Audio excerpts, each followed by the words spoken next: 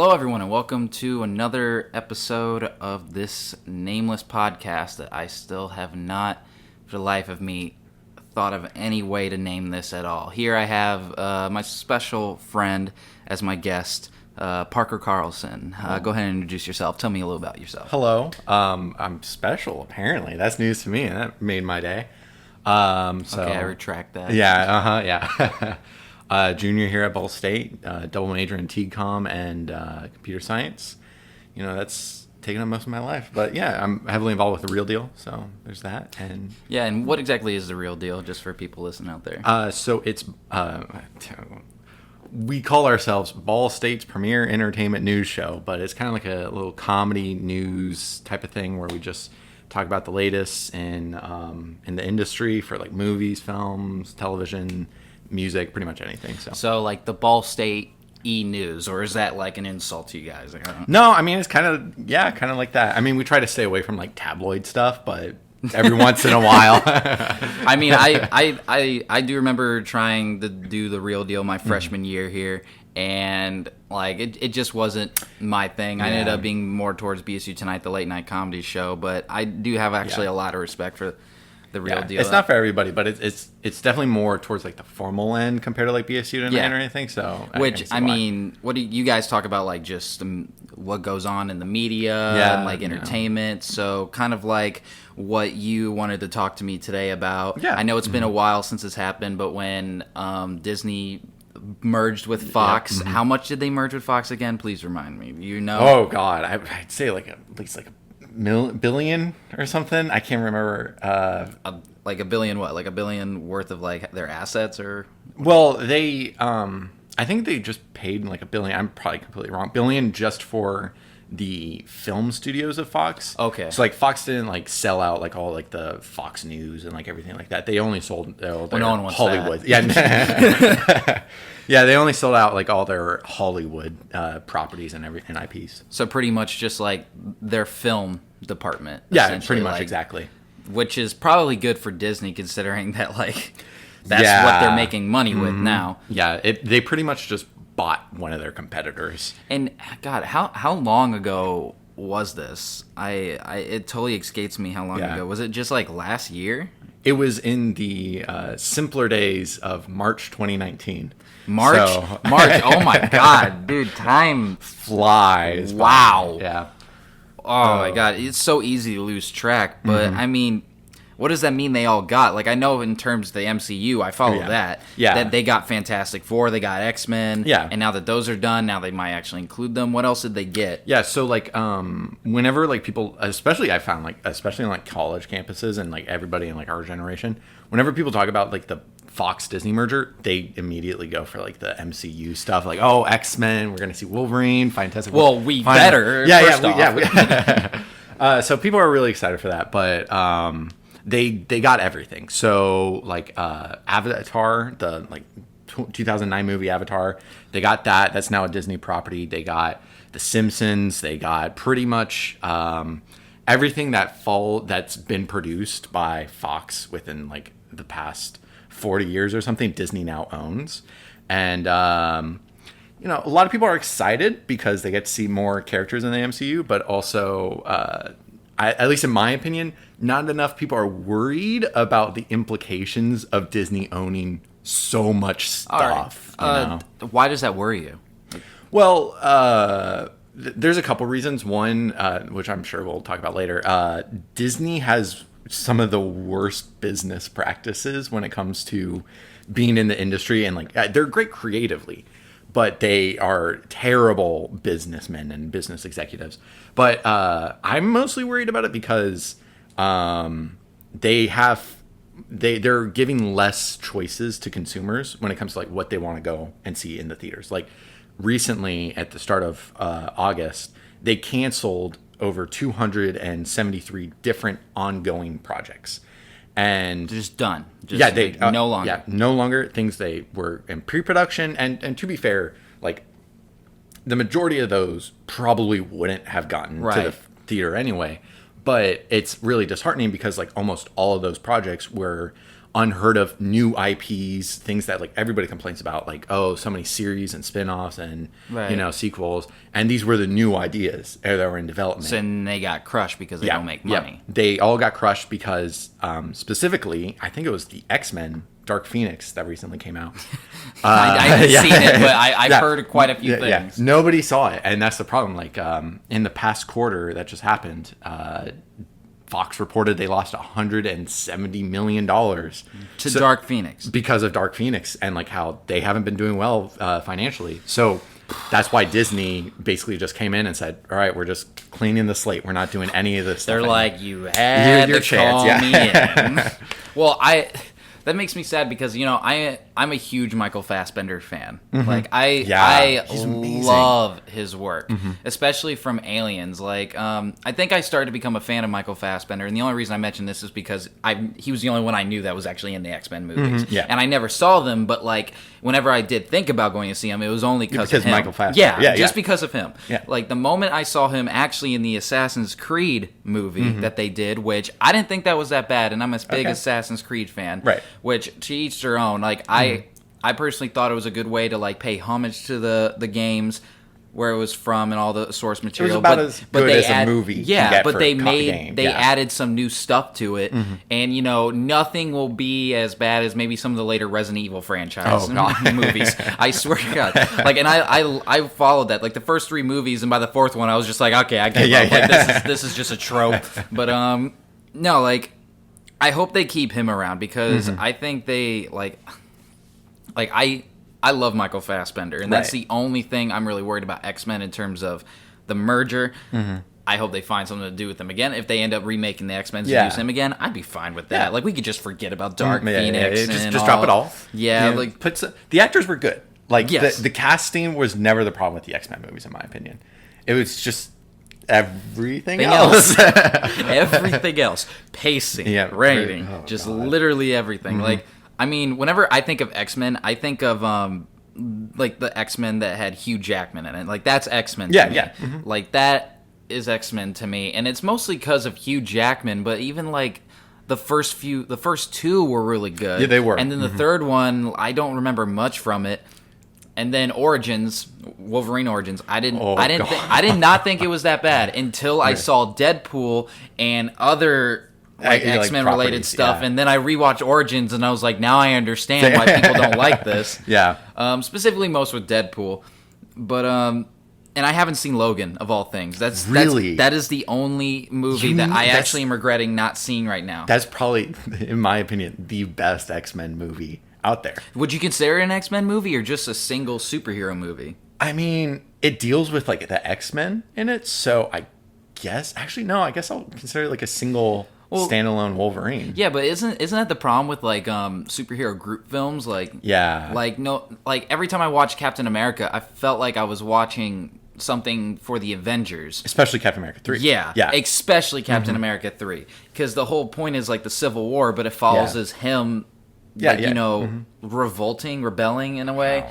And it's his story, like, doing that, but it's still about the Avengers. And that's they give a lot of time in the Captain America movie to Iron Man. And it's it's like all right, so Iron Man got a 5th film. So speaking of which, Endgame was probably another Iron Man film. But no, like, I always felt like that was a problem with a lot of these group films, especially when they branch out, and it really depends. Like with X-Men, it's weird because like Wolverine's the one person you could probably separate and it be okay, and you still look at it as an X-Men film. But could you imagine the Fantastic Four trying to do separate films for each individual person? Like, it just doesn't happen. Yeah, it doesn't really happen. Like, the only extent that I can see of like an Fantastic Four standalone stuff is like maybe like 2 people together, because like sometimes like Human Torch and Spider-Man, they're great in the comic books together. I remember playing the Ultimate Spider-Man 2, and you got the race against Human Torch, and he would beat me every time. And every time. Oh my God. And I never knew who it was until I saw Fantastic Four, and it just made that encounter even more better. Just that kind of clicked, and you're like, oh, well, there. And now it sucks because, like, you know, that's the one combo that I'd like to see. Yeah. But now Fantastic Four is an MCU property, and Spider-Man just got kicked out of the MCU. Oh my God! Like, is it like, you know? I don't support big media conglomerates merging even more. I think we need to start slowing down on that. Like, it's okay to a certain point, and we still need to kind of define what those lines are. Should be, and no one knows the answer right now for sure. But I'm okay with them buying Sony. Like, okay, maybe not Sony, but I'm okay with them buying like Spider-Man back, or like Hulk or whatever. Literally every single meme where it was like, "Let me buy Spider-Man," and Sony's like, "No," and he goes, "I'll buy your entire business." Like, they don't care. They literally have, what's the phrase? Someone told me this the other day. It was like they were talking about a couple, a famous couple, and they were like, "Yeah, the guy in the couple has fuck you money, but the female in the couple has no fuck you money." Like, that's Disney, and they can literally do anything they want now. Like, they have so much money. I mean, what, their one movie, Endgame, got like $1 billion, $2 billion. Is it the most crazy grossing, or is it John Wick? No, John Wick. No. Like, what is the most? It's Endgame. Endgame now is the most grossing. Before it used to be Avatar from 2009. Now it's Avengers. The one girl that was in both that movie, what's her name? Zoe Saldana. I always get her mixed up with Zoe Zendaya. Is that her name? Yeah. Because it just rings off the same way. Like, she's just sitting there with a stack of cash. You know she is. She's like in the top 3 highest grossing films or something. Insane. All because they just paint her a separate color. And they're like, "We want you to be a badass, but also kind of hot." Like, you're going to be badass, but blue this time. You're going to be badass and blue. Next time, we're going to do purple. Well, let's not get too crazy. Well, she's Thanos' daughter, right? Oh, okay. I'm just saying, it's a theory. It's a theory. It's a theory. It's a crackpot theory, but it's a theory. All right, yeah, but so we know they bought out that, and I think nobody really disagrees that they want Disney to continue with the MCU. I mean, but all this other stuff they're buying, what exactly do they have a hold of that's not maybe good, in your opinion? That's not good? Is there any specific project, or just like... Well, it's not really any specifics, because like I said, most of these were kind of really early pre-production for all these projects, but it's incredibly disheartening, especially us students and everything, because I mean, I think you mentioned you want to go into music videos and stuff like that, but for everybody that wants to go into this type of industry, basically all those 273 projects were by new people. They could have employed hundreds of workers, and it's it could have been, say you were working on this movie idea for past couple of years, and now it's starting to get the ball rolling, and then cut out. And there goes your chances of achieving your dream in Hollywood or something. And that definitely affects people like us more than because let the record be shown, me and Parker are both studied TCOM. That's what I'm here for too. Yeah, we're both going to we both have the same aspirations. So it does definitely mean something different for us than, say, just an average moviegoer for sure.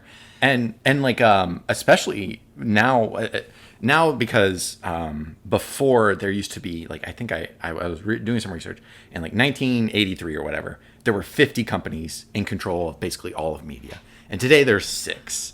So 30 years in the future, when we're well into our careers and everything, I guarantee everything that we work on and every single project that we've ever done is all going to be owned, produced, bankrolled, and all the rights go to a single company. That's scary. It's scary. Look, I'm definitely pro business, but as history has shown, when that happened with the oil businesses, people called for them to be separated. Yeah, and do you think that's kind of what's going to happen? Do you think history will repeat itself in that way?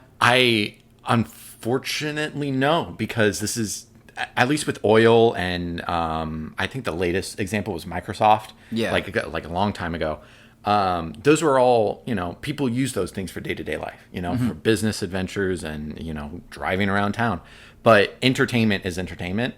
And I don't think the FCC or Congress is going to care, because they're like, well, you don't have to watch it, so you don't have to. Which I guess matter. I guess it's a fair point to say that, because it's you don't need to watch Spider-Man. Yeah, you don't. You don't need to watch any of this.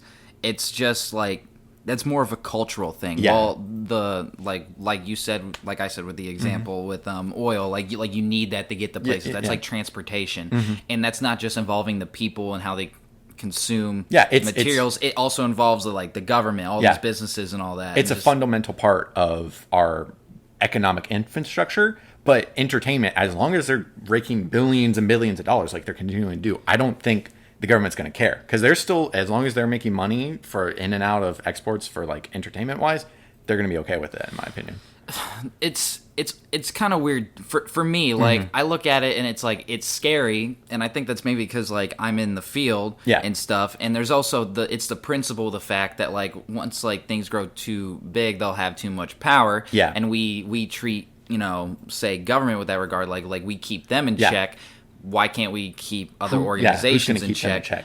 So it's weird. It's like, I'm not really as worried as a couple businesses owning all the media as like, you know, business owning resources. Essentially, they're more pressing issues. It's like, but it's the principle of it that really is holding me back. Like, oh, maybe that shouldn't be, because like, especially for like smaller businesses that are just getting started, like locally owned mom and pop stores or something. Disney, they have this policy where like every single movie that if you want to show a movie, you have to show it for like 1 to 2 months straight and like a specific number of screens, and like 97% of all ticket sales go to Disney. And like there's the reason why all these like locally owned theaters and like drive-in theaters are going out of business is that they can't compete with the big chains, and they literally cannot afford to stay afloat. And now that Disney owns more of the movies that are coming in, so there's more likely that there's less choices.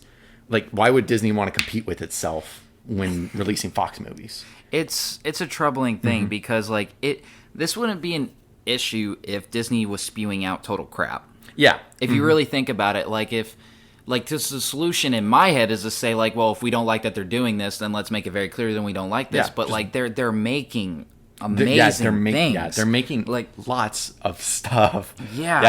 They're giving constant content, and even if it's like it's a variety enough that most people are going to choose at least one thing, and most of the time like they have the kid market locked down. They've always had that locked down. And then they have like, now they have the MCU, and that's actually good, and people aren't criticizing it, because if it had a lot more criticism, like say it wasn't as good, like people want to go see it, and then probably the MCU would be in the state of DC right now, where like people really don't trust whenever a film by them is made.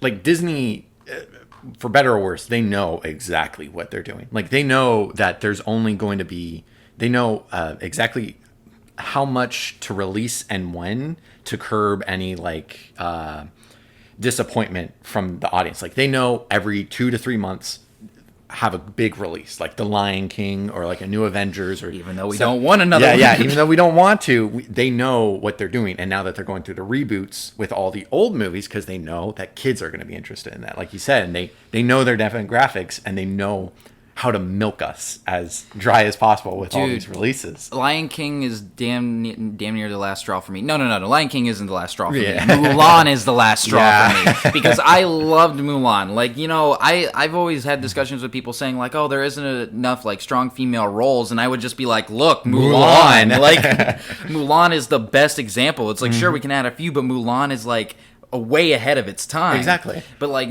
everybody kind of forgets about it. Like, and I remember I was listening to this one person once, and she was talking about how like she was like, oh, Mulan still follows the track of like she still tries to get the guy, and like still the same things all the princess. And I rewatched it, and I was like, that wasn't even her original motivation. It was to like stop the Huns or something. Yeah, right. It like was. For her safety and her family safety or something. It was really weird. It was like the main message of the movie was about family and like defending your honor no matter like who you are. Yeah, and like pursuing your dreams no matter like how you happen to be born or something. Her father is this old soldier, and like he can't find the war because he's old, but like they have no son to do it for him. So she pretty much steals his equipment and goes to war for him, even though she's not legally allowed to, because she doesn't want to see her father die. Her father's old. She cares for her father, and it's like she's kind of defending the honor of her family a bit. Right. And that's always stuck with me, because it's just like it doesn't matter who you are. Like defend yourself and the people that you care about. That's what I always took it as. And then I saw this one person going like, yeah, well, she still pursued the guy. And I was like, I rewatched it, and I was like, they didn't really have a romantic love interest till like half in the movie, where he found out she was actually a girl. And was upset, and then learned to appreciate her for her and what she was doing. and maybe the second film was more about the relationship, but that was you never watched the second film, and it's Disney weird. Main property. It's kind of weird. And now that the live action's coming out and Mushu's not in it, from what I'm told, no, just I'm done. I'm done. Oh my god, I'm so done. Beauty and the Beast was good. Lion the King was meh. Honestly, I haven't been that interested in seeing the live action things. I was dragged along to go see Dumbo. I totally forgot that was a film. Yeah, it was really bad. Like when I saw that, I was just like, really? Jungle Book? I was like, oh, that looks cinematically pleasing. Mm-hmm. And then no, I would not recommend Dumbo. I liked Beauty and the Beast. I like Beauty and the Beast because I actually bought that as a present for my mom because her mom, my grandma, loved Beauty and the Beast. It was her favorite film. Mm-hmm. So I actually went and saw that with her, and I was genuinely... That's sweet. Yeah. I was genuinely impressed, and I was like, this is cool. Like, I want to see more live actions like this. Then Dumbo was pointless. Jungle Book, I didn't even go see. Mm-hmm. Lion King, literally the whole point of that was, look what we can do with animation. Yeah. Mm-hmm. Even though they did that with Toy Story 4. Yeah, I can't speak today. In a time that I should probably know how to speak. Yeah. But it's just like, Disney knows exactly what they're doing. And it's like, I can't blame them for that. Yeah. It's upsetting and disappointing, but that's the way the world works. You know, people are greedy and businesses got to make their money. If there's one thing that I think Disney is definitely failing at, is Star Wars. Out of everything they're killing everywhere. Yeah. They're killing sales in Star Wars, but like the actual content is not just not good. I mean, I don't know. I really enjoyed the Force Awakens, but I can see all of its faults. I didn't at first. Mm-hmm. And then the second time I watched it, I realized I was being in that realm of like, I'm being too critical. Yeah. It's still just a movie, which that's another thing too. If you like The Last Jedi, if you like The Force Awakens, you do. Whatever. Yeah. Whatever. It is just a movie. Mm-hmm. Personally, I just didn't like it. But The Force Awakens, I rewatched it, and after watching The Last Jedi, it increased my rating of Force Awakens even more. And there shouldn't be another film that does it for you, but I actually got a good look at Force Awakens, and it's textbook a Star Wars film. Yeah. It is totally textbook a Star Wars film. It was doing a lot of setup and all that. And there was one video I watched that was like, I don't know if you've ever played Star Wars Knights of the Republic at all, have you? No. My childhood. Thank you, finally, a man of culture. Yeah. But there was a video about Kreia in the second game and her whole philosophy, and like her whole character was written to kind of criticize Star Wars and saying like, oh, no matter what, if you're a good side, you're kind of not helping anybody. If you're bad side, you're just being a selfish prick. The Jedi are just as bad as the Sith. And it was this whole video, and then it talked about how like every history keeps repeating itself to balance itself out in the Star Wars world, because that's the whole point. Right. And it was like they took a clip of George Lucas saying, well, Anakin's going to fly away from the Separatist station. It's going to blow up, kind of like the Death Star, like poetry in motion. It rhymes. And I rewatched The Force Awakens, the Star Killer base. It does the same thing. Yeah. I think there's this great YouTuber, Movies with Mikey or something. I don't know. I saw a video and like that. And looking at The Force Awakens as like a copycat of like A New Hope and everything like that, it's like, okay, yeah, I can see where it copied the same ideas and blah, blah, blah.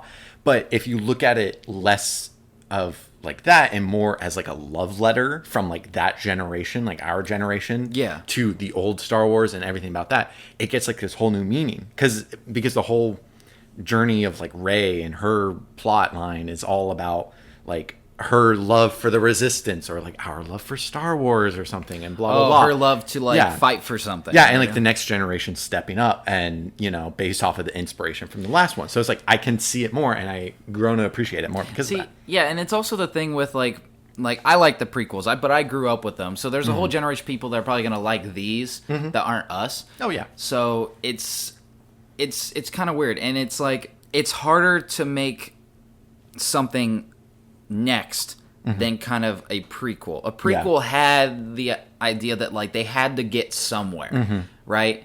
With this one, we don't know where they're fucking going, and it's so odd. Like, I want them to do new things, and Force Awakens just did enough new things where they were like, is Finn gonna be a Jedi? Yeah. Is Rey gonna be it? And I had a feeling, like, I wanted it to be Finn personally, just because, like, I kind of related to him a little bit. I was like I kind of see myself. I like the whole issue of like a stormtrooper. Yeah, like, that's never seen that. Like, that's what a lot of people forgot about the Force Awakens. It's like, we've never seen that, and they're adding that little small new thing and something that we're familiar with. Yeah. And when they kind of showed that Rey was one with the Force, I'm like, okay, I can get behind this, considering that she's like the one with the most mystery behind her. It makes a lot of sense. Yeah, story-wise, you can go a lot more places with her than with Finn. Yes, and then Last Jedi. I'm almost willing to say that The Last Jedi, if anything, I hope it has the same effect that Empire the Strikes Back did. Yeah, because personally, I don't like The Last Jedi at all. Me neither, man. Yeah, but that's apparently what happened to a lot of people when Empire Strikes Back came out. And then they saw it tie in and they're like, oh, I like it more. My opinion has changed on The Last Jedi because I rewatched it a couple times and I found out some new info. Now, regardless of that, you shouldn't have to reach out for new info for you to like enjoy something. A movie. Yeah, you shouldn't have to do that.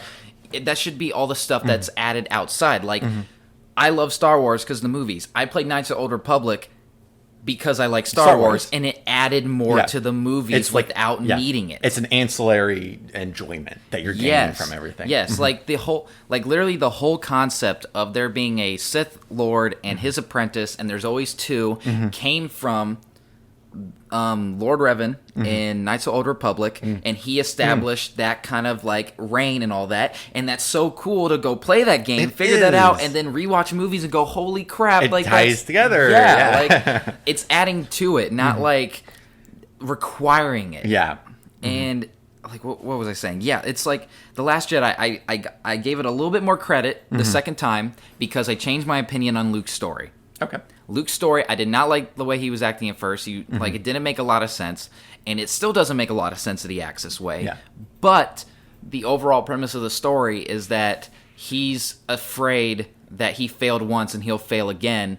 But, like, the lesson is you should overcome your fear of failing your students because, like, they will learn from your mistakes. Right. And that's the whole story arc, and I realized that the second time. And I'm probably going to have to rewatch it with knowing that. Like, if you really think about it, I watched this whole video where it kind of outlined that. It was, like, the one line Yoda says where it's, they are what we are not. Or something around those lines. Yeah, somewhere around those lines. And the whole point, he was like, it's like you can't be afraid to teach if you feel like you're going to fail, like you did with Kylo. Just try again. He was, and Yoda even said, he's like, dude, I've trained Jedis for thousands of years. Like, I get it. Like, I was afraid, and like that. But after watching that, I like that lesson. I still don't like the way Luke acts, essentially. And there's one thing that personally I know about, since I'm a Star Wars nerd, that always bothers me, but I let it slip because it's like deep in the lore and all that. And it actually came from Knights of the Old Republic 2 as well. In that game, the Jedi you play as cut herself off from the Force. Right. Like, cut herself off by choice, not because she was like made to. And she comes back and she regains her connection to the Force, and people are like, this doesn't make sense. And she's like a wound in the Force. Like, she's able to cut herself off, and she's the only one who understands that. And it's said that in that game too, it's like, if you do that, that's pretty much you're killing yourself. Because imagine being connected to literally every single thing. The Force is the universe. Yeah, imagine being connected to every single thing, and then you're deafened to it like that. Imagine like your sight of hearing, smell, taste, all that, everything gone to the extreme. So when Luke was like, I cut myself off, and I was like, I really wish you would have said anything else. Like, anything else. Like, if you would have said, like, I silenced myself to the Force. Like, just like, I can still feel it within me, but like, I can't, like, I blocked myself off, because that makes more sense. I'm looking at Luke like, dude, you should be dead. Like, like, you should be dead. My biggest thing with Luke is that it would have been a much better like whole plot and like movie in general if Luke was someone else. Like, it felt like the entire time I'm like, this isn't Luke though. Like, it's never felt like anything connected to his character. But if it was like a new character that came out and like had all those same properties, like, I'd be more interested in it. Like, if they would have said they were trying to find Luke, but when they got there, Luke wasn't there, and it was like this different Jedi, and he was like, Luke died a long time ago. Yeah. And I was his last student. Yeah, something around those lines. But yeah, it would be like kind of like, oh well, that's disappointing. But at the same time, like you would believe it that this guy is actually like making these mistakes like that. What's up? Disney, as of an hour ago, just accidentally leaked that Rey is a Skywalker. By the way. Well, we just got that info. So great. I just saw this like now. Well, there goes my enjoyment for the last movie. Yeah, what do you think about that? How are you taking that? I mean, I can't say I'm super surprised, but I'm also kind of like a little disappointed because it seems kind of cliche. So, I'm not upset. Yeah. So I guess if you couldn't hear it, Seth's roommate just said that as of like an hour ago, Disney just leaked that Rey is a Skywalker. Yeah. Okay. Which, thank you for that. Mm-hmm. I hope it's not true. It's kind of a double-edged sword for me. I am perfectly fine with it. In fact, that's what I wanted it to be at the beginning. Yeah. If anything, I wanted it to be where it was like she, because I read a theory where it was like she got orphaned without like Luke's knowledge, and she was given to a bunch of junker parents that just left her there, and he just didn't know. If she was like tangentially related to the Skywalkers, like, see, like I'm okay with it because it kind of clarifies. It's like, okay, so she has that lineage in some way, and that's why it chose her. Yeah. Or like it could be like because one person said, oh, she's a child of the Force like Anakin, but I was like, I don't really like that as much because it was like Anakin was the chosen one. He was like the start of like this lineage. Like he was the chosen one, and that's why that happened, and they always said that as well. But like I'm okay with it because it gives it going, but with the Last Jedi happening, like it just feels like they're trying to tape up something. Yeah, but I kind of feel like I get it though, because generally like the whole premise and like theme of Star Wars in general is like one family throughout this entire like world. Like you go with Anakin, Luke, or at least with the main movies. Yeah, with the main movies, it's all like it's really cool to see like a family progress and like see them throughout the generations, lineages and history, how it changes, all that, and that's.